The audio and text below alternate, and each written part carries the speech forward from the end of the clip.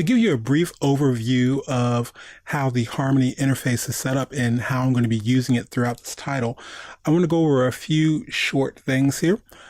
First and foremost, just a general overview. The tools that we're going to be using are by default on the left side of the screen. And then we have this large area here. And if you're familiar with working in a program like Flash, you might refer to this as the stage, but this is the camera view, where we have our character camper. And if you notice, I'm zooming in and out. I'm just doing this with my scroll wheel on my mouse. Other than that, you can use your number 1 and number 2 keys to zoom in and out, and more on shortcut keys in a second. And we have the timeline down here at the base. For the most part, we're going to be using Toon Boom Harmony Essentials, but there are going to be some chapters where we're going to be using Toon Boom Harmony Premium. One of the major differences I've noticed is on the timeline. If you look, it's not taking up too much space here when we expand some of our layers, and you see the parenting there. In contrast, if I jump over here to Toon Boom Harmony Premium, it's taking up a lot of room, and you may even have to start scrolling over to see things. So this is where I really want to start talking to you about some of the preferences. You would simply go up to Stage and Preferences. And this is for Harmony Premium, the one change I want to make. Go to your Timeline tab and select Reduce Indentation. Okay? And I'll click OK. And so now, if we look at our timeline, it's a lot more compressed. Okay?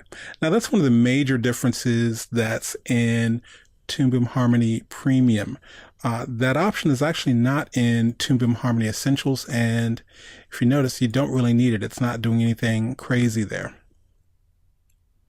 Something else you might do by accident, and I know I've done it a few times in the beginning, is you'll see these little arrows here on the side, and this is to expand or contract different sections of your workspace. And you can do this temporarily. So if I click this one little top arrow, it's going to expand the properties.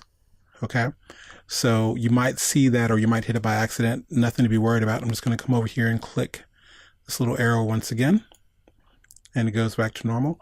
And for instance, if I want to work completely seeing the camera view, I'm going to expand the camera view, and now I can use all of this real estate to work here. And to get it back, I just click the base, and we can just keep moving around in the interface without doing any permanent damage. So letting you know, that's great when you know it's there. And I also want to let you know, in case you accidentally press something, that's what's going on. Now, when it comes to shortcut keys, I'm going to be using a lot of those. So you would simply go to Preferences, and one of the first tabs is Shortcuts. I'm going to be using the Toon Boom Harmony shortcuts. You can set this to Adobe Flash, or in the Essentials case, you can set it to Toon Boom Studio. But I'm going to leave these at the default of Toon Boom Harmony. Okay, and that's basically about it. A few other things. I'm going to be using a lot of keyboard shortcuts. So you'll be using the function keys like F6 or F5 and F7, and those are just the function keys across the top of your keyboard. Other than that, there's one I'm not going to be using too much of, but I did want to show you a little trick to rotate your drawing view or camera view if you need to, and that's Command Option, it's Control Option on PC. And you can click and drag and rotate the area you're working on.